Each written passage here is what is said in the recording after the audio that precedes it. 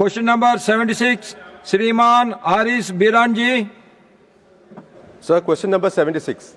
Honorable Minister, Honorable Chairman, sir, the statement is laid on the table of the House. the first supplementary, Sriman Haris Biranji. Thank you, Chairman, sir.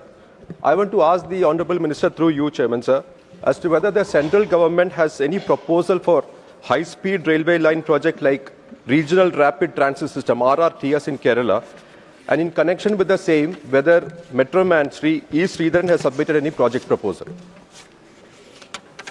Chairman, sir, for Kerala, I would like to put it on record that a large number of projects have been taken up for increasing the capacity of railways in Kerala. As we are all aware, in this budget, there has been a record allocation for the state of Kerala for development of railways. The allocation is 3,795 crore rupees, which is, Honorable Chairman, sir, 10 times the allocation which used to be during the Congress time. And the kind of projects which have taken up, which will totally change the way railways, the way railway capacity is there in Kerala. So, straight, if we go from north to south, from Mangaluru to Shornur, third and fourth line project, already the DPR is in progress, LIDAR survey has been completed, alignment is under finalization. Then Shornur to Coimbatore and Shornur to Ernakulam, the field survey is completed. Now the LIDAR survey, DPR work is getting finalized. Then Ernakulam to Kayamkulam, third line via Kottayam, traffic survey is completed. The field survey is now getting completed. Kayamkulam to Thiruvananthapuram, third line, again the LIDAR survey is completed. Alignment is under finalization.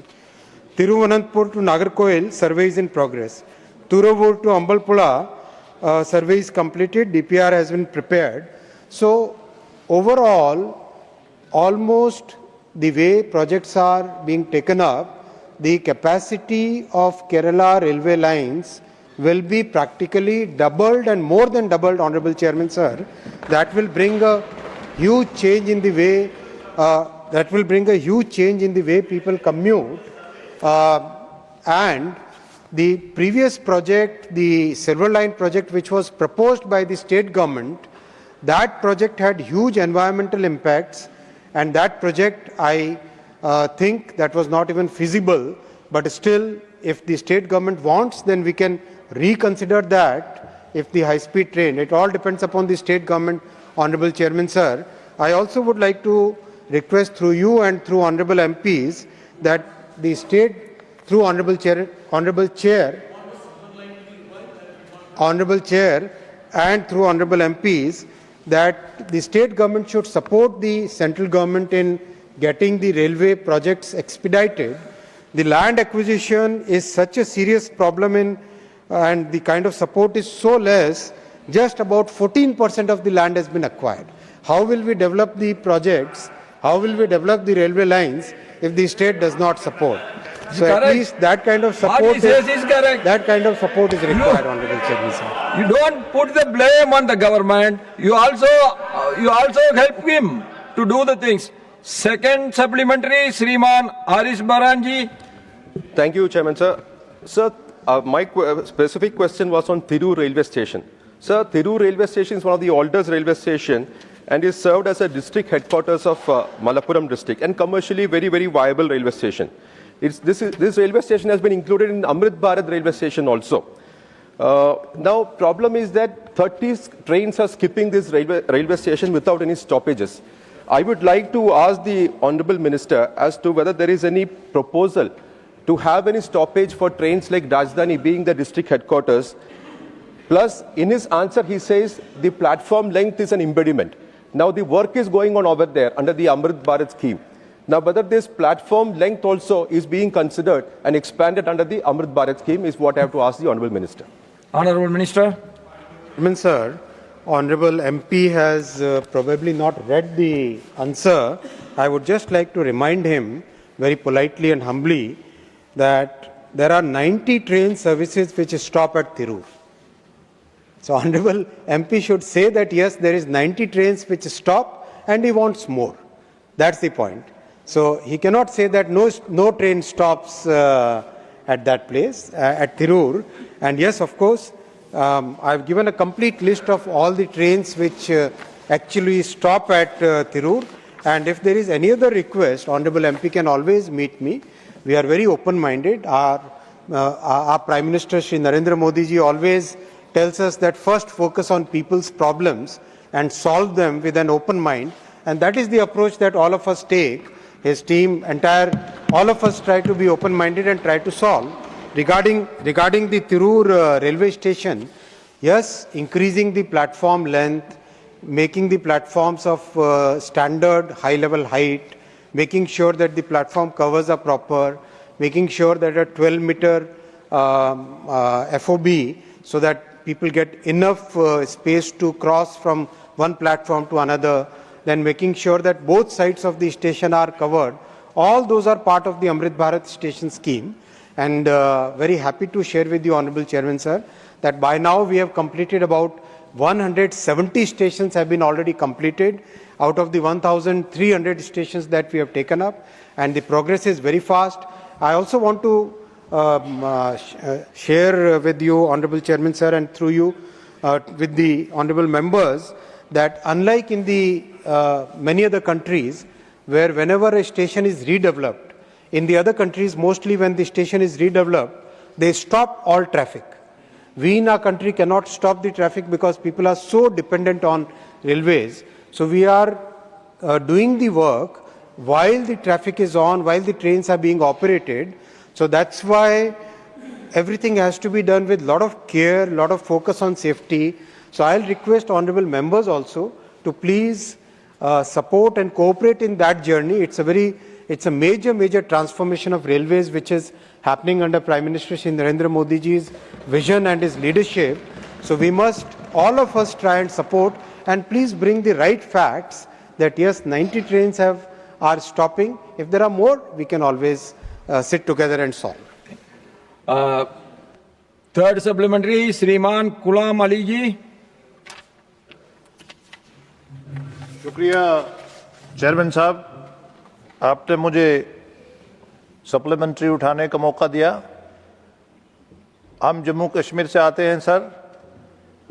Kashmir के लोगों ने ख्वाब देखा था कि कभी हम भी ट्रेन पे सवारी करेंगे, लेकिन मैं प्रधानमंत्री जी को, मोदी जी को और रेलवे मिनिस्टर को जम्मू कश्मीर की खासकर अवाम की तरफ से मुबारकबाद देता हूं कि उन्होंने आज जो 6 महीने कट ऑफ रहता था, आज बर्फ के बीच में आपके माध्यम से मैं बताना चाहूँगा कि विजुअल्स जो देखे हैं पूरी दुनिया ने कि कश्मीर के लोग कितने खुश हैं, हम बहुत।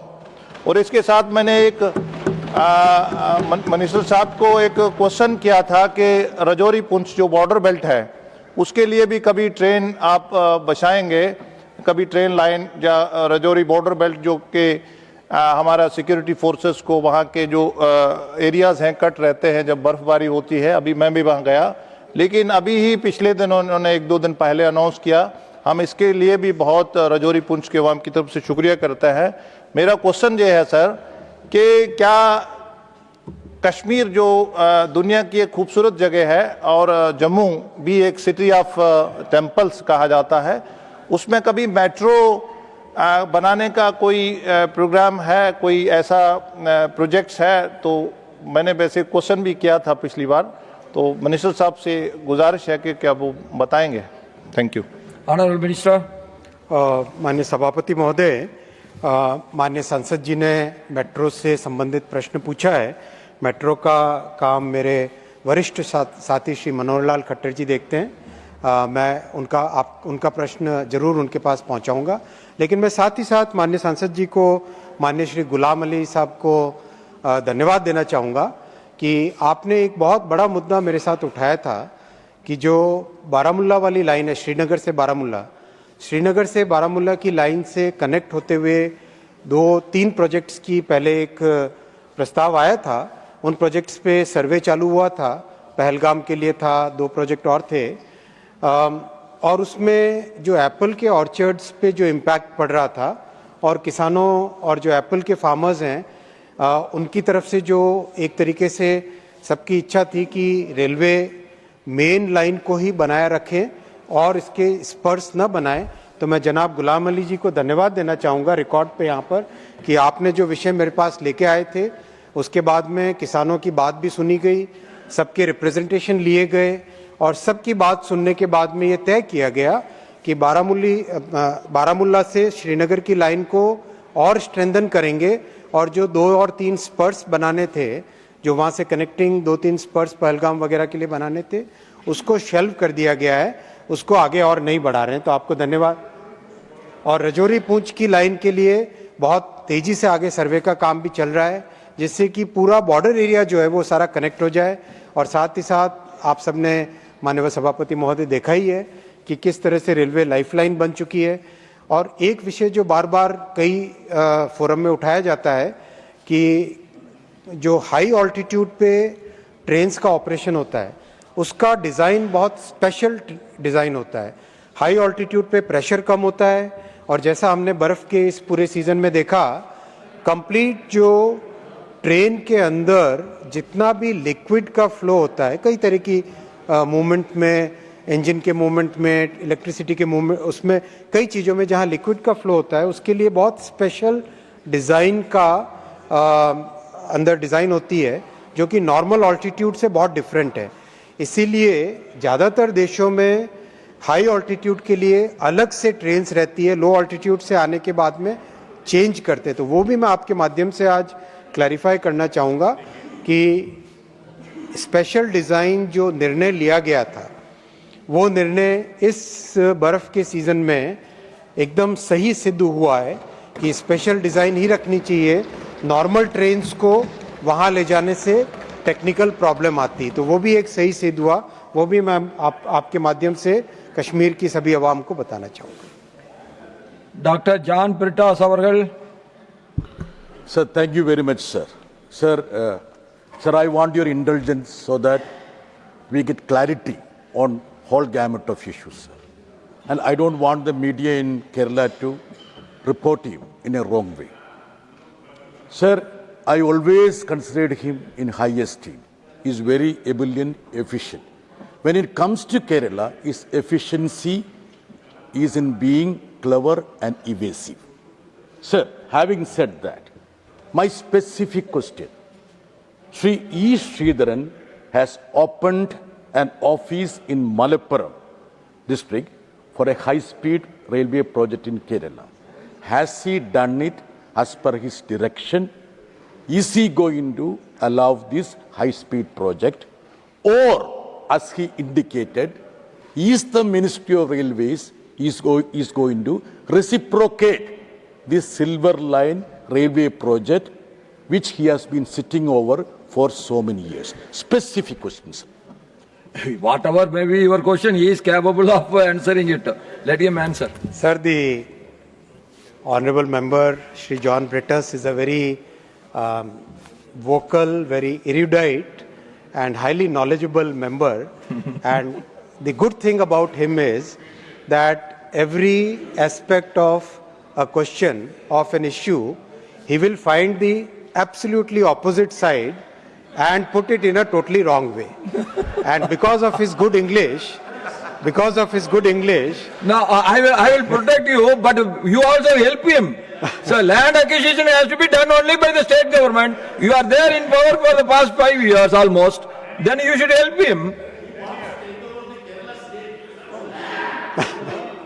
and because of his good oral, because of his journalistic background, he is able to put things in a totally wrong perspective. And No. You should take it very I'm giving genuinely. very He is specific. He is going to give you the answer. Don't worry. He will give it. Yes, you are rounding, so he is rounding. Answer. Sir, honorable member has raised a point about Dr. Sridharan Saab, one of those persons for whom the entire country has huge respect. The kind of work Dr. Sridharan has done whether in Delhi Metro or in the Konkan Railway, it's phenomenal work. As an engineer, I feel proud that Dr. Sridharan keeps guiding me from time to time. I call him, I request him, we sit together, and so many times I take advice from him on multiple things. And if you would recall, sir, in the current budget, 7 new high-speed corridors have been announced by Honorable Finance Minister, and that there also I took Dr. Sridharan's guidance that time has come when we should be doing more passenger corridors at a higher speed so that 140 crore people of our country get the benefit of that. Regarding the point about Kerala and the office that Dr. Sridharan has opened, I always welcome any person in the country who would like to contribute to the development of the country and development of the railway, and especially Dr. Sridharan, who is so well versed with railways, who understands the technology, who understands engineering. If he is opening an office to support any initiative for development of railways, we strongly welcome it. That's a very specific point. I am saying we welcome every such initiative by Dr. Sridharan.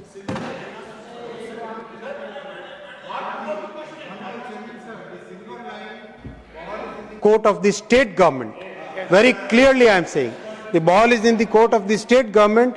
Let the state government start the land acquisition. I'll give one more example, sir. Yes. I'll give one more example, sir. Sir, kindly give me I'm just giving one you. more I'm minute, sir. giving you. Angamali Sabrimala railway line. Angamali Sabrimala railway line. Honorable Chairman, sir, we pursued the Honorable Chief Minister so many times, the state government so many times. Finally, because of our persuasion, the Chief Minister has started the land acquisition, maybe only because of the elections, upcoming elections. I don't know whether Honorable Chairman, sir, I don't know what is the agreement between Honorable Chairman, sir, I don't know what is the Rahim ji, that will apply to both sides. That you mind it, please. Honorable Chairman, sir, I don't know what is the agreement between two sides, the big players in Kerala, the Congress and the left. I hope that the Angamali Sabrimala land acquisition continues beyond the election also. And BJP government, NDA government, when it comes to government in Kerala, we will make sure that the project goes ahead. So, fifth supplementary, Sri Satnam Singh Sandhu ji. Sir मैं सबसे पहले माननीय मंत्री जी का धन्यवाद करना चाहूँगा कि रेलवे इंफ्रास्ट्रक्चर डेवलपमेंट के लिए पंजाब को इन्होंने टॉप प्रायोरिटी पे रखा है। हमारे पंजाब में नई रेल लाइंस भी बन रही हैं, हमारे रेलवे स्टेशन भी अपग्रेड हो रहे हैं, और मुझे बताते हुए खुशी हो रही है कि हमारे पंजाबी बहुत सारे एनआरआई जब आते हैं वो कंपेयर करते हैं कि आपका विकसित भारत कैसा लग रहा है, तो आज कंपेयर करके उनको लग रहा है कि हमारा विकसित भारत बाकी डेवलप्ड कंट्री से बेटर बन रहा है। मैं रेलवे इंफ्रास्ट्रक्चर के कॉन्टेक्स्ट में बात कर रहा हूँ, और ख़ास करके जब चंडीगढ़ हमारा रेलवे स्टेशन देखते हैं तो मैं पीछे जापान गया था सर, जापान से बेटर चंडीगढ़ का हमारा रेलवे स्टेशन बन रहा है, और इसके लिए मैं सरकार का धन्यवाद करना चाहूँगा। सर हमारा सुझाव भी है और मेरा सवाल भी है कि पंजाब में सबसे लंबा बॉर्डर है 550 किलोमीटर से भी ज़्यादा, गुरदासपुर, फिरोजपुर, फाजिलका, इन डिस्ट्रिक्ट से बहुत सारे हमारे डिफेंस के पर्सनल और बॉर्डर एरिया के जो लोग हैं उनको देश के साथ जोड़ने के लिए क्या बॉर्डर एरिया एक्सप्रेस चलाने का कोई योजना हो सकता है, या वहाँ से ट्रेन की मोबिलिटी बढ़ाई जा सकती है? ये मेरा सवाल है। बहुत बहुत धन्यवाद। Honourable minister. माननीय सभापति महोदय, पहले तो मैं ये आपके समक्ष, आपके माध्यम से देश के समक्ष रखना चाहूँगा कि माननीय प्रधानमंत्री जी ने, श्री नरेंद्र मोदी जी ने पंजाब के लिए इस बार रिकॉर्ड बजट एलोकेट किया है 5,673 करोड़ रुपए का, 5,673 करोड़ रुपए का। और ये कांग्रेस के समय जो बजट होता था माननीय सभापति जी, ये 25 गुना ज्यादा है, 25 गुना, 25 टाइम्स माननीय सभापति जी, 25 गुना ज्यादा है। और जो माननीय सांसद महोदय ने जो कहा है कि पंजाब में एक के बाद एक नए प्रोजेक्ट्स आ रहे हैं। मेरे साथी श्री रवनीत सिंह बिट्टू जी पर्सनली पंजाब के सभी प्रोजेक्ट्स को मॉनिटर करते हैं और एक एक प्रोजेक्ट में कहीं पर भी कोई दिक्कत होती है तो वहाँ के जनप्रतिनिधियों के साथ बातचीत करके, जनता के साथ बातचीत करके बहुत ही प्रोएक्टिवली काम करते हैं। ऐसे हमारे श्री रवनीत सिंह बिट्टू जी को मैं धन्यवाद देना चाहूँगा कि आपने देश के साथ जो न्याय करना होता है, पंजाब के साथ जो न्याय करना होता है, वो आपने किया है। धन्यवाद। Now question number 77, श्रीमान मयंक कुमार नायक जी। आरोप लगाया I am coming to you. है और उनके ऊपर आरोप लगाया, Okay, please. गद्दार बोला, अच्छी बात नहीं है। I am giving you so many minutes, but you are not allowing the PM to speak. That is not correct. I am always allowing you. Yes, but you are not able to hear it. That is the thing. See, when you are speaking, they have to hear. No. Only 1 minute. Arjun Garge ji, when you are speaking, they have to hear it peacefully, and when they are speaking, you also have to hear it peacefully. That is where democracy can grow.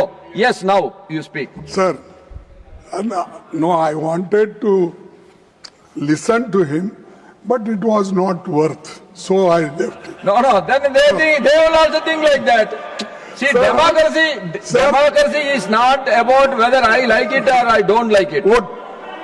No, sir, railway minister is very friendly with Bittu, and he is also friendly with our British. And he said, but while appreciating, it is a mutual appreciation. He appreciates him and he appreciates him. He appreciated him and he also appreciated him. You also a very elderly person. You have to appreciate every one of us. The fact is that the Bittu is sitting there and he is attacking Congress. I think Bittu is responsible because he was with us and he knows everything. He knows everything. If it is any failure, my friend's failure. So now, first supplementary, Sriman Mayank Kumar ji. Don't worry.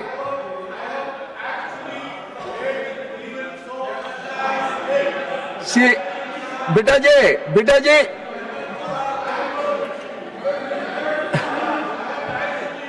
John Beta ji, I will tell you one thing. There is nothing wrong if we appreciate the right thing. There is no wrong in it. So now, first supplementary, please. Sir, मेरे प्रश्न के उत्तर में माननीय कृषि मंत्री जी ने जो जवाब दिया है, इस देश की सरकार माननीय प्रधानमंत्री नरेंद्र भाई मोदी जी के नेतृत्व में और कृषि मंत्री आदरणीय शिवराज सिंह जी के नेतृत्व में किसानों का कल्याण कैसे हो वैसे कार्य कर रही है। मेरा पहला प्रश्न यह है कि वर्तमान में किसान रजिस्ट्री किन किन राज्यों में हुई है और उसकी तैयारी भी कर जा चुकी है।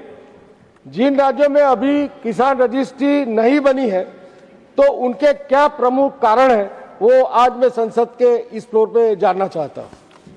Honourable minister. माननीय सभापति महोदय, हमारे विद्वान सांसद मयंक कुमार नायक जी ने आज बड़ा महत्वपूर्ण सवाल पूछा है। माननीय सभापति महोदय, प्रधानमंत्री श्रीमान नरेंद्र मोदी जी के नेतृत्व में हमारी कृषि नीति के 3 प्रमुख लक्ष्य हैं। नंबर 1, किसानों की आय बढ़ाना। नंबर 2, देश की खाद्य सुरक्षा सुनिश्चित करना। और नंबर 3, किसानों को, हमारी जनता को पोषण युक्त आहार उपलब्ध कराना। और इसके लिए 6 सूत्रीय रणनीति हमारी। 1, उत्पादन बढ़ाना। दूसरे, उत्पादन की लागत घटाना। तीसरे, उत्पादन के ठीक दाम देना। चौथे, नुकसान अगर हो जाए तो नुकसान की भरपाई करना। 5वां, फसल का विविधीकरण। और 6वां, आने वाली पीढ़ियों के लिए भी ये धरती फसल उत्पादन करने के लायक रहे, इसका प्रयत्न करना। और इसके लिए प्रधानमंत्री जी के नेतृत्व में हम टेक्नोलॉजी का भरपूर प्रयोग कर रहे हैं। माननीय सभापति महोदय, जब उधर की सरकार थी तो उनके कार्यकाल में डिजिटल कृषि का कभी ठोस उपयोग नहीं हुआ, लेकिन सभापति महोदय, किसान अन्नदाता है, अन्नदाता मतलब जीवनदाता, और जीवनदाता भगवान के बराबर होता है। किसानों की सेवा हमारे लिए भगवान की पूजा है, और इसलिए किसान की हालत बदलने के लिए हमने कृषि के लिए डिजिटल पब्लिक इंफ्रास्ट्रक्चर के निर्माण की घोषणा की है। जब उधर की सरकार थी तब केवल कागजों पे काम होता था। मोदी जी के नेतृत्व में तो डिजिटली किसानों की स्थिति बदलने के युद्ध स्तर पर काम किए जा रहे हैं, और इसलिए हमने किसान रजिस्ट्री बनाने का फैसला किया। और किसान रजिस्ट्री में मुख्य रूप से हम फार्मर आईडी बनाने का काम कर रहे हैं। अब हर एक किसान का भारत के एक अलग पहचान होगी। माननीय सभापति महोदय, उसके पास जितनी जमीन है उस जमीन का विवरण, जमीन में बोई गई फसलों का विवरण, उसके पास जो पशुधन है उसका विवरण, उसके परिवार में जितने सदस्य हैं उनका विवरण, ये सारी जानकारी रहेगी। और जैसा माननीय मयंक कुमार नायक जी पूछ रहे थे, अब तक देश के 19 राज्यों में किसान रजिस्ट्री तैयार करने की प्रक्रिया प्रगति पर है, और मुझे बताते हुए प्रसन्नता है, अब तक 8 करोड़ 47 लाख से अधिक किसानों की आईडी बनाई जा चुकी है। किसान रजिस्ट्री के लिए भूमि रिकॉर्ड का डिजिटल होना जरूरी है। राज्यों में भूमि को रिकॉर्ड को डिजिटल करने का काम लगातार चल रहा है। 19 राज्य हैं जिनमें किसान आईडी बन रही है।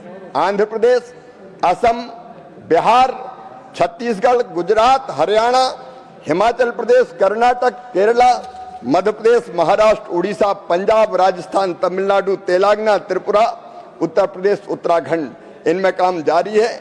ये 3 राज्य गोवा, सिक्किम, जम्मू कश्मीर, इनमें किसान रजिस्ट्री का काम हम शुरू करने जा रहे हैं। माननीय सभापति महोदय, अंडमान निकोबार, अरुणाचल प्रदेश, मिजोरम, मेघालय, नागालैंड, पुडुचेरी, मणिपुर, लक्षद्वीप, लद्दाख और झारखंड, इन राज्यों में अभी लैंड रिकॉर्ड्स नहीं है, लेकिन हम गंभीर है। सरकार, वहां की सरकार को, राज्य सरकार को तकनीकी सहायता के रूप में सैटेलाइट चित्र के आधार पर जियो रेफरेंस्ड प्लॉट मैप्स तैयार करने में मदद कर रही है, और इसके अतिरिक्त राज्यों को उनके प्रपोजल के आधार पर वित्तीय सहायता भी प्रदान की जा रही है। सेकंड सप्लीमेंट्री, श्रीमान Mayank Kumar Nayak ji. Thank you chairman sir. माननीय प्रधानमंत्री जी, किसान सम्मान निधि के माध्यम से देश के सभी किसानों को साल में 6,000 रुपया ट्रांसफर करते हैं। अभी ये युग टेक्नोलॉजी का युग है, और टेक्नोलॉजी कृषि क्षेत्र में भी लगनी चाहिए। क्या सरकार ने फसल उत्पादकता, सततता और किसानों की आजीविका में सुधार लाने के लिए तथा कृषि क्षेत्र की विभिन्न चुनौतियां का समाधान करने के लिए आर्टिफिशियल इंटेलिजेंस (AI) की विधियों का उपयोग शुरू किया है क्या? Thank you sir. Honourable minister. माननीय सभापति महोदय, हमारी चिंता है किसानों की समस्या के समाधान की, और इसलिए मुझे बताते हुए प्रसन्नता है कि मोदी जी की सरकार है जिसने AI का उपयोग किसानों की उत्पादकता बढ़ाने में, सततता के लिए और आजीविका के सुधार में लाने के लिए करने का फैसला किया है। और इसके लिए माननीय अध्यक्ष महोदय, हमने एक नहीं अनेकों योजनाएं बनाई है। एक है हमारी किसान ई मित्र, और किसान ई मित्र ये आवाज आधारित AI चैटबॉट है। माननीय सभापति महोदय, PM किसान सम्मान निधि हो, फसल बीमा योजना हो, किसान क्रेडिट कार्ड से जुड़ी समस्याएं हो, किसान अपने सवाल इस चैटबॉट के माध्यम से पूछता है और उसको तत्काल जवाब मिलता है। और ये केवल हिंदी और अंग्रेजी में नहीं है। मुझे बताते हुए प्रसन्नता है कि 11 क्षेत्रीय भाषाओं में किसानों के सवाल का जवाब देने का काम AI के माध्यम से दिया जा रहा है, और अब तक लगभग 93 लाख प्रश्नों के उत्तर दिए जा चुके हैं। लगभग प्रतिदिन 8,000 सवाल पूछे जाते हैं, और उनका समाधान AI के माध्यम से हमारा कृषि विभाग देने का काम कर रहा है। वैसे ही माननीय सभापति महोदय, कई बार फसलों में कीट लग जाते हैं, वायरस अटैक हो जाता है, फसल खराब होती तब किसान को जरूरत पड़ती कि तत्काल वो सलाह लें। अब हमने नेशनल पेस्ट सर्विलेंस सिस्टम एक बनाया है, अगर अपने पौधे का पत्ती का फोटो खींच के भी किसान मोबाइल के माध्यम से डाल देता है तो तत्काल उसको बताया जाता है कि कौन सा रोग है, कौन से कीट का प्रकोप है और उससे बचने के लिए किसान को कौन सी दवाई डालना चाहिए। ये काम भी राष्ट्रीय कीट निगरानी प्रणाली के माध्यम से कर रहे हैं माननीय सभापति महोदय। इसके अलावा एआई के माध्यम से मानसून के पूर्वानुमान की सूचना भी दी जाती है, पहले 4 सप्ताह की, फिर 3 सप्ताह पहले, फिर 2 सप्ताह और फिर 1 सप्ताह के पहले भी बताया जाता है कि वर्षा कब होगी, कितनी होगी, होगी कि नहीं होगी, किसान को अभी फसल बोना चाहिए कि नहीं बोना चाहिए। ये सारी जानकारी एआई के माध्यम से देने का हमने काम किया है और अब तो मैं प्रधानमंत्री जी को हृदय से धन्यवाद देता हूं।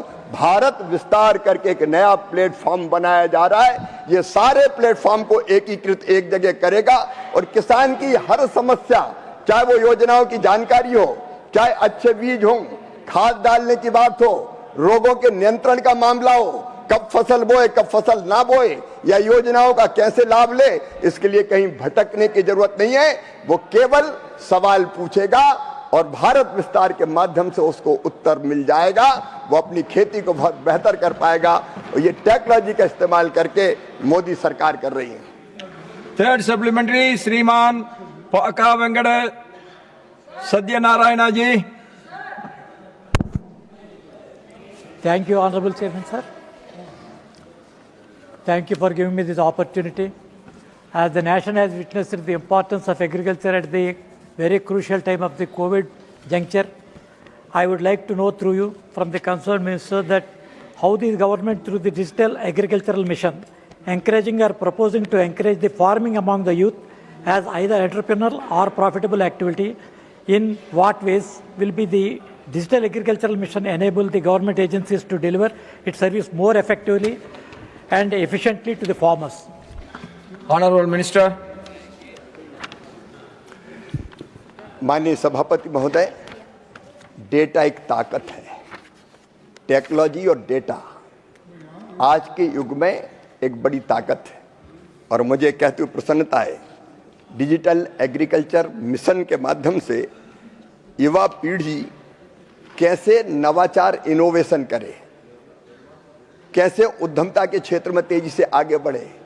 मुझे बताते हुए प्रसन्नता है, खेती के क्षेत्र में कई युवा नित्य नए प्रयोग कर रहे हैं, खेती में भी प्रयोग कर रहे हैं, हॉर्टिकल्चर में अलग प्रयोग कर रहे हैं। उनके दिमाग में जो उनका जो टैलेंट है उसका इस्तेमाल करके स्टार्टअप कल्चर लेके आ रहे हैं और इसलिए कृषि में नवाचार हो, स्टार्टअप्स आए, नौजवान अपने टैलेंट का इस्तेमाल करके उत्पादन बढ़ाएं। इसके लिए माननीय सभापति महोदय उनको एग्रीस्टेक का लाभ उठाकर वो अनेकों तरह की जानकारियां प्राप्त कर सकते हैं। इनाम पोर्टल के माध्यम से किसानों को नया बाजार तलाशने में मदद कर सकते हैं, उत्पादन में विविधता लाने के प्रयास कर सकते हैं, किसानों को बेहतर मूल्य कैसे मिल सकता है इसमें वो जानकारियां जुटा सकते हैं, आय कैसे बढ़े, कौन सी खेती करें, वो वैल्यू एडिशन कैसे हो इसमें वो मदद कर सकते हैं। युवा स्टार्टअप्स और इनोवेटर्स और अन्य एजेंसी एग्रीस्टेक के डाटा का उपयोग किसानों के लिए उनके उत्पादों के बेहतर समाधान के लिए कर सकते हैं, बेहतर सेवाओं के विकास के लिए कर सकते हैं और इसके अलावा जीआईएस मैपिंग से संबंधित डेटा का लाभ उठाकर नए समाधान तैयार कर सकते हैं जो किसानों और समग्र कृषि के लिए फायदेमंद होगा। डिजिटल क्रॉप सर्वे करने में, युवा कृषि सखी सर्वेक्षण करने में और राज्यों की नीति के अनुसार योगदान करके अपनी आय बढ़ाने में और आय और बेहतर करने में इसका उपयोग कर सकते हैं। फोर्थ सप्लीमेंट्री श्रीमान मस्तान राव यादव बीड़ा जी। Sir, thank you for giving me the opportunity to raise the supplementary question. Next. Sir, while digital agriculture initiatives such as AgriStack and digital crop survey are intended to improve service delivery to farmers, timely settlement of crop insurance claims remains critical, especially for crops with short production cycles of 3 months or less.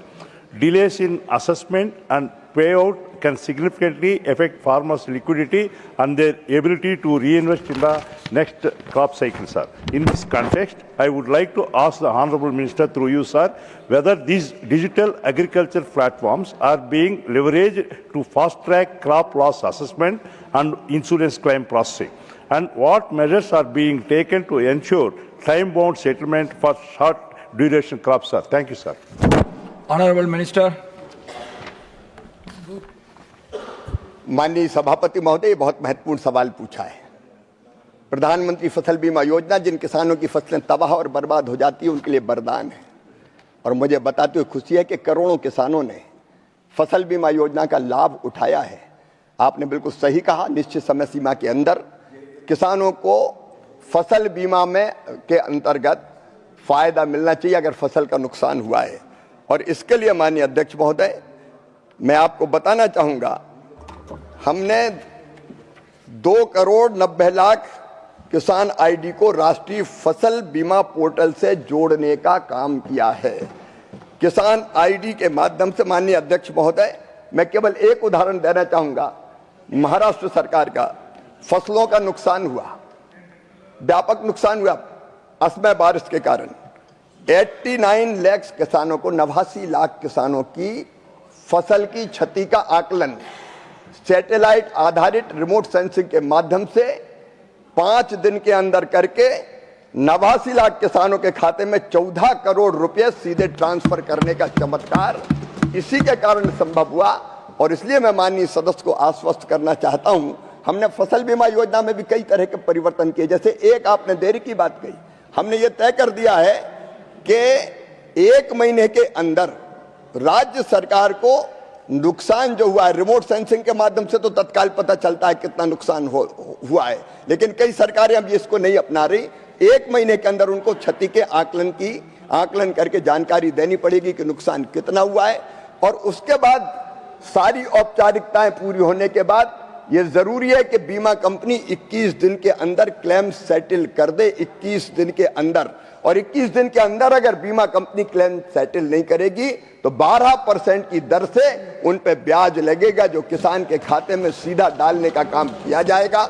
हमने ये भी तय किया है कि राज्य सरकार कई बार अपना हिस्सा नहीं डालती, केंद्र अपना पैसा दे देती। मैं किसी एक राज्य सरकार की बात नहीं कर रहा, कई बार डिले होता है। अगर ऐसा डिले हुआ तो 12% ब्याज राज्य सरकार के ऊपर भी लगाया जाएगा, जो सीधे किसान के खाते में डाला जाएगा। तो एक तो टेक्नोलॉजी का इस्तेमाल करके माननीय सभापति महोदय तत्काल क्लेम सेटल हो जाए, इस बात का प्रयत्न लगातार हम लोग कर रहे हैं। और मैं आपके माध्यम से किसान भाइयों को आश्वस्त करना चाहता हूं, चाहे बीमा हो चाहे ऋण हो। पहले किसान को अगर लोन लेना होता था तो बैंकों में कई तरह के कागजों की पूर्ति करनी पड़ती थी, अब ये ले आओ, अब ये ले आओ, अब ये ले आओ। अब किसान आईडी, फार्मर आईडी अगर उसके पास है तो सारा रिकॉर्ड उस फार्मर आईडी में उसके पास है, वो बैंक में रखेगा और तत्काल उसको लोन मिल जाएगा। जैसे पीएम किसान सम्मान निधि तत्काल ट्रांसफर होकर डीबीटी के माध्यम से खाते में पहुंच जाती है। माननीय सभापति महोदय, अब वो दिन चले गए जब कहा जाता था क्या करें हम मजबूर है, 1 रुपया भेजते 15 पैसा पहुंचता है। यहाँ तो क्लिक करो तो 1 रुपया का 1 रुपया सीधे किसान के खाते में पहुंचता है। ये चमत्कार नरेंद्र मोदी जी के नेतृत्व में हो रहा है। 5th supplementary Shrimati Ramila Ben 4/12। धन्यवाद सभापति जी। किसानों की कल्याणकारी योजना में डिजिटल पहल एक क्रांतिकारी कदम है। इसके लिए मैं देश के प्रधानमंत्री माननीय मोदी जी को और कृषि मंत्री को धन्यवाद देती हूं, और आपके माध्यम से माननीय मंत्री जी को पूछना चाहती हूं कि डिजिटल पहल में आपने किसान ई मित्र की एक पहल की है, तो इस पहल के माध्यम से किसानों के ओर से कितने प्रश्न मिले हैं और उनका समाधान कैसे किया गया है? Honourable minister. माननीय सभापति महोदय, मैंने जैसा प्रारंभ में निवेदन किया था, लोग रोज लगभग 8,000 सवाल पूछे जाते हैं, लगभग 8,000, और लगभग 93 लाख किसानों के सवालों के जवाब दे दिए गए। किसान जिस भाषा में पूछते हैं, मैंने 11 क्षेत्रीय भाषाओं का जिक्र किया, केवल हिंदी अंग्रेजी में नहीं, बयान गुजराती में भी अगर किसान पूछेंगे तो उत्तर गुजराती में मिलेगा, पंजाबी में पूछेंगे तो पंजाबी में मिलेगा, बंगाली में पूछेंगे तो बंगाली में मिलेगा, तमिल में पूछेंगे कि तो तमिल में मिलेगा, और मलयालम केरल से पूछेंगे तो मलयाली भाषा में दिया जाएगा। लगातार इन प्रश्नों का तत्काल जवाब देने का काम हो रहा है, और अब तो एक ही प्लेटफॉर्म पर भारत विस्तार के अंतर्गत सारी चीजें आ जाएंगी। तो कृषि से संबंधित किसी भी मामले में किसान सवाल पूछेगा, जवाब हाजिर होगा और वो अपनी खेती को और बेहतर बना सकेगा। Now question number 78, Dr. Lakshmikant Vajpayee ji. Honorable Minister. First supplementary, Shriman Dr. Lakshmikant Vajpayee ji. माननीय सभापति जी, मेरा प्रश्न था कि परिचालन अनुपात से वित्तीय मापदंड का पता लगता है रेलवे का। 2024-25 को मेरी जानकारी के मुताबिक 98.22% अनुमानित, जिसका अर्थ परिचालन का खर्च। तो ये अनुपात जितना कम होगा रेलवे के लिए उतना बेहतर माना जाएगा। मैं माननीय मंत्री से ये जानना चाहता हूं कि ये परिचालन अनुपात इतना अधिक होने के क्या कारण है, और इसमें सरकार ने पिछले कुछ वर्षों में क्या प्रयत्न किए और भविष्य में क्या प्रयत्न करेंगे। साथ ही साथ रेलवे का बेरोजगारी दूर करने में या लोगों को नौकरी देने के मामले में क्या परिस्थिति है, मैं माननीय मंत्री से आपके माध्यम से जानना चाहता हूँ। डॉक्टर अशोक कुमार मित्तल। हमारे वरिष्ठ सांसद और हम सबके बहुत ही रिस्पेक्टेड डॉक्टर लक्ष्मीकांत वाजपेयी जी ने बहुत ही इम्पोर्टेंट क्वेश्चन पूछा है, बहुत ही महत्वपूर्ण प्रश्न पूछा है कि रेलवे की फाइनेंशियल पोजीशन कैसी है।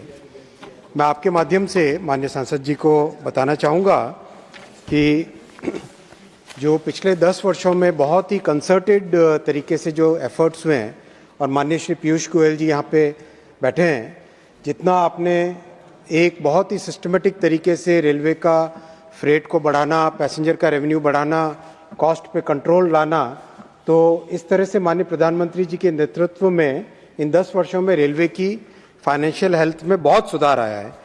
ओवरऑल अगर हम सिचुएशन देखें, रेलवे की करीब स्टाफ की कॉस्ट है 1,18,000 करोड़ के आसपास की टोटल स्टाफ की कॉस्ट है। पेंशनर्स करीब 18 लाख पेंशनर्स हैं, 12 लाख के आसपास करीब एम्प्लॉयज़ हैं और 18 लाख के आसपास पेंशनर्स हैं। पेंशन की कॉस्ट करीब 65,000 करोड़ है, 65,000 करोड़ है। एनर्जी की कॉस्ट करीब 32,000 करोड़ है, और फाइनेंसिंग की कॉस्ट करीब 23,000 करोड़ है। ये जो बड़े खर्चे हैं 8,000 करोड़ के आसपास मेंटेनेंस की कॉस्ट है। ओवरऑल करीब 2,74,000 करोड़ की टोटल कॉस्ट आती है। अभी जिस तरह के स्टेप्स माननीय पीयूष जी ने लिए थे, उनसे पहले माननीय सुरेश प्रभु जी ने लिए थे, और इन पूरे दशक में जो स्टेप्स लिए गए, उसके कारण रेलवे अपना सारा खर्चा मीट करके एक छोटा सा सरप्लस अभी बना पा रही है। और इसमें जो प्रधानमंत्री जी का बहुत दूरदर्शी निर्णय था, उस निर्णय की भूमिका बहुत बड़ी है। माननीय सभापति जी, जिस तरह से माननीय प्रधानमंत्री जी ने निर्णय लिया कि रेलवे को कंप्लीटली विद्युतीकरण करेंगे, पूरे देश के नेटवर्क का विद्युतीकरण करेंगे, मैं उसका बेनिफिट जो हुआ देश को, एनवायरनमेंट के पॉइंट ऑफ व्यू से तो बेनिफिट हुआ ही हुआ। डीजल के कंपैरिजन में इलेक्ट्रिकल सिस्टम का एनवायरमेंटल इम्पैक्ट करीब 95% बेटर होता है, 95%। लेकिन जो फाइनेंशियल बेनिफिट हुआ वो भी आपके माध्यम से रखना चाहूँगा। एनर्जी की कॉस्ट, एनर्जी में डीजल और इलेक्ट्रिकल एनर्जी दोनों मिला के जो कॉस्ट आती है, वो 4 साल पहले करीब 37,000 करोड़ थी, 37,841 करोड़। वो कम होके अब 32,000 करोड़ रह गई है, 32,400 करोड़, जबकि ट्रैफिक करीब 400 मिलियन टन अधिक हुआ है। तो ये जो माननीय प्रधानमंत्री जी ने दूरदर्शी निर्णय लिया इलेक्ट्रिफिकेशन करने का, उसके डबल बेनिफिट हुए। एक तो एनवायरमेंटल बेनिफिट हुआ और फाइनेंशियल बेनिफिट भी हुआ। दूसरा जो प्रश्न माननीय सांसद जी ने पूछा एम्प्लॉयमेंट और इसके संबंध में, मैं मान्यवर सांसद जी को आपके माध्यम से बताना चाहूँगा कि 2014 से 24 के बीच में करीब 5,04,000 लोगों को रोजगार दिया गया, और माननीय प्रधानमंत्री जी की इस तीसरी टर्म में करीब 1.5 लाख लोगों का रोजगार का काम लगातार चल रहा है और उसमें बहुत अच्छी प्रोग्रेस है। मान्यवर सभापति महोदय, असिस्टेंट लोको पायलट की 18,000 वैकेंसी का प्रोसेस कंप्लीट हो गया है, पायलट सभी ज्वाइन कर रहे हैं। आरपीएफ सब इंस्पेक्टर्स 450 कंप्लीट हो गया, अपॉइंटमेंट लेटर जा रहे हैं।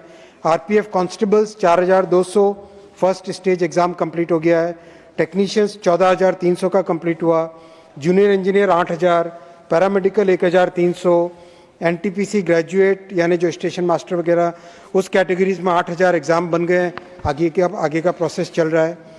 ओवरऑल करीब 2.5 करोड़ एप्लीकेंट्स हैं और 15 भाषाओं में, हर क्षेत्रीय भाषा में, जैसे हमारे वरिष्ठ मंत्री श्री शिवराज सिंह जी ने अभी एग्रीकल्चर में बताया, रेलवे में भी 15 भाषाओं में परीक्षाएं चल रही है। 300 शहरों में हर जगह 3-3 शिफ्ट में एग्जाम्स हो रहे हैं, कई जगह 2 शिफ्ट में, कई जगह सिंगल शिफ्ट में। और माननीय सभापति महोदय, वॉर रूम बना हुआ है।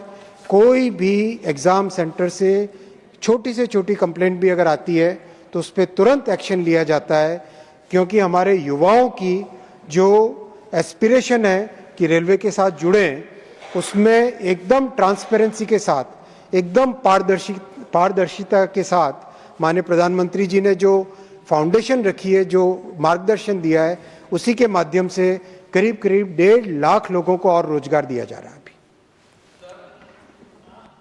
Now second supplementary, Dr. Lakshmikant Bajpai ji. मंत्री जी से ये जानना चाहता हूं कि माननीय प्रधानमंत्री जी ने देश में रेलवे स्टेशनों के सुधार के लिए एक वर्चुअल उसका शिलान्यास किया था। मेरठ रेलवे स्टेशन भी उसमें है। रेलवे स्टेशन मेरठ की इस वक्त वर्तमान में क्या स्थिति है सुधार के कार्य में, ये मैं माननीय मंत्री से आपके माध्यम से जानना चाहता हूं। Honorable Minister.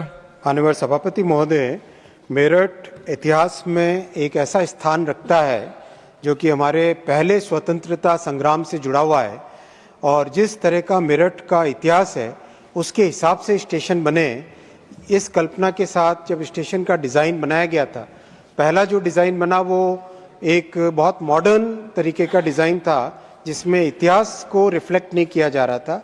इसीलिए मैं मान्यवर सांसद श्री लक्ष्मीकांत वाजपेयी जी से, डॉक्टर साहब हमारे वरिष्ठ साथी हैं, हम सबको बहुत गाइडेंस देते हैं, मैंने इनको पर्सनली रिक्वेस्ट किया था कि आप मेरठ के सभी वरिष्ठ नागरिकों के साथ और समाज के सभी जितने वरिष्ठ लोग हैं सबके साथ मिलकर बैठिए और क्या हम मेरठ की स्वतंत्रता आंदोलन की झलक स्टेशन में दे सकते हैं, क्योंकि जब रिकंस्ट्रक्शन हो रहा है और इतना बड़ा इन्वेस्टमेंट उसमें हो रहा है तो उसमें जो अगले 50, 60, 100 साल के लिए एक विजन होना चाहिए। उसके हिसाब से मैं माननीय सांसद जी को धन्यवाद देना चाहूँगा, माननीय वाजपेयी जी को, कि आपने बहुत इनिशिएटिव लिया, सभी को बुलाया, सबको जोड़ा, सबको जोड़ने के बाद में आपने एक नया डिज़ाइन दिया है। उस नए डिज़ाइन के हिसाब से अभी काम चल रहा है। और जैसा मैंने पहले भी कहा माननीय सभापति महोदय, जब ट्रैफिक चलता है तब उसमें ट्रैफिक, ऑनगोइंग ट्रैफिक में, कंस्ट्रक्शन काम में बहुत सावधानियां बरतनी पड़ती है। जैसा अभी चंडीगढ़ का विषय भी आया था, तो जब चालू ट्रैफिक में बहुत ही केयरफुली, बहुत ही सेफ्टी का ध्यान रख के काम करना होता है। फिर भी काम बहुत तेज़ी से हो रहा है। कई जो दुनिया के बड़े एग्जाम्पल से, बर्लिन एग्जाम्पल है मान लो जर्मनी में, तो वहाँ पे करीब 8 या 10 वर्षों में टोटल रिकंस्ट्रक्शन हुआ। यहाँ पर बहुत ही तेज़ी से सब जगह काम हो रहा है। Despite the traffic being on, despite the traffic continuing, with all proper safety measures, we are moving at a very fast pace. Third supplementary, Shriman Brendra Prasad Baisia ji.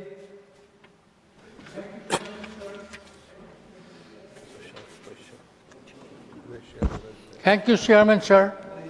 Honorable Minister, through Honorable Chairman, I'd like to compliment you because in the political history of India, for the first time, northeastern region of our country totally connected with the railways. Sir, for the first time, sir, Rajdhani train is running from Delhi to Aizawl, sir. Now all the 8 northeastern region is well connected with the railway. So better development of the railway, Union Railway can play very important role. And in your reply, written reply, you have said in which zone you are getting the financially benefit or not, sir. My question is very simple, sir. Northeastern region is Honorable Prime Minister has given 2 priority to the Northeastern region. Is Honorable Minister is considering for better railway connectivity, better railway development? Is Railway Ministry is considering to propose a jungle railway with northeastern state of our country, sir? Honorable Minister. माननीय सभापति महोदय, north eastern states में जितना ध्यान माननीय प्रधानमंत्री श्री नरेंद्र मोदी जी ने दिया है, वो इतिहास में कभी भी नॉर्थ ईस्टर्न स्टेट्स को कभी इतना ध्यान नहीं दिया गया। माननीय प्रधानमंत्री जी स्वयं नॉर्थ ईस्ट इतनी बार गए हैं और हमेशा चाहे कोई भी डिपार्टमेंट हो, चाहे रेलवे कनेक्टिविटी हो, चाहे टेलीकॉम कनेक्टिविटी हो, एयर कनेक्टिविटी हो, हाईवे कनेक्टिविटी हो, हर एक एस्पेक्ट पे पर्सनली फोकस करके बहुत ध्यान देके नॉर्थ ईस्टर्न स्टेट्स के लिए माननीय प्रधानमंत्री जी ने लगातार उसमें बजट भी बढ़ाया है, काम का भी रिव्यू किया है। जैसे नॉर्थ ईस्टर्न स्टेट्स का अगर हम बात करें, बजट माननीय सभापति जी अभी रिकॉर्ड बजट है 11,486 करोड़, 11,486 करोड़, जो कि अगर यूपीए के समय की कंपैरिजन करें तो मात्र 2,000 करोड़ उस समय में होता था।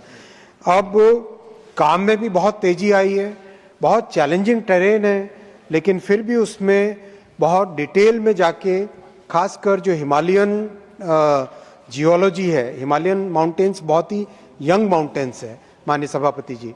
यंग माउंटेन्स में डिज़ाइन करना अपने आप में एक बहुत कॉम्प्लेक्स एक्सरसाइज होती है, क्योंकि उसमें जो फॉर्मेशन है वो फॉर्मेशन रॉक फॉर्मेशन कम है और रॉक फॉर्मेशन और सैंड के बीच का जो एक स्टेज होता है वो फॉर्मेशन ज़्यादा है, और बहुत जगह स्टीप वैलीज हैं, बहुत जगह टनल्स बनती हैं, टनल रिकॉर्ड संख्या में बनी है इन 11 वर्षों में।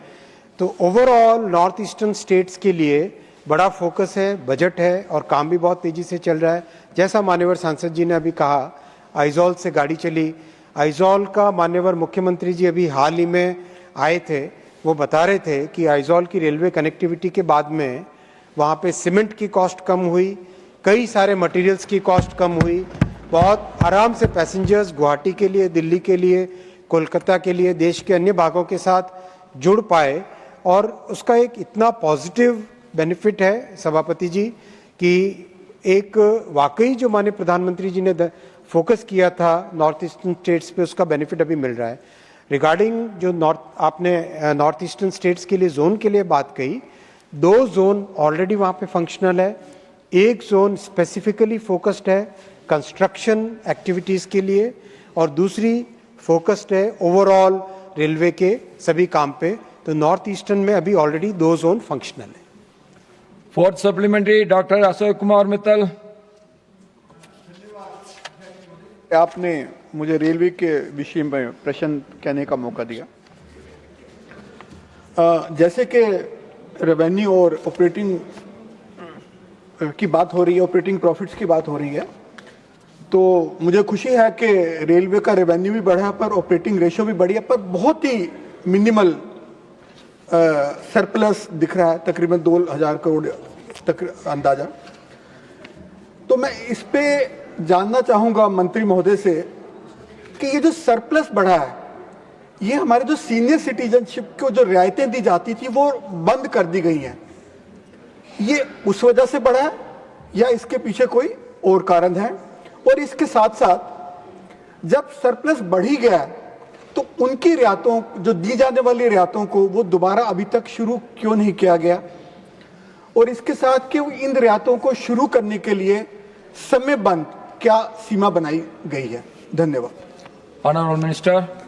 माननीय सभापति महोदय, जो रेवेन्यू में सरप्लस जो थोड़ा बहुत आया है, बहुत ही मामूली है, वो उसमें सबसे बड़ा काम है, उसका सबसे बड़ा रीज़न है ऑपरेशंस में एफिशिएंसी लाना, और उसमें जो एनर्जी की कॉस्ट कम हुई है इलेक्ट्रिफिकेशन के कारण, वो एक बड़ा कंट्रीब्यूशन है। करीब 5,500 करोड़ की सेविंग हुई है एनर्जी की कॉस्ट में, जो डीजल से इलेक्ट्रिकल की तरफ शिफ्ट हुए, और मेंटेनेंस की प्रैक्टिसेस सुधरी है उसके कारण, और फ्रेट का जो करीब 400 मिलियन टन के आसपास बढ़ा है उसके कारण। इसके साथ ही साथ माननीय सभापति महोदय, जो पैसेंजर्स को आज सब्सिडी दी जाती है वो करीब 60,000 करोड़ रुपए की सब्सिडी है, करीब 60,000 करोड़ रुपए की सब्सिडी है, और वो सभी पैसेंजर्स को मिल रही है।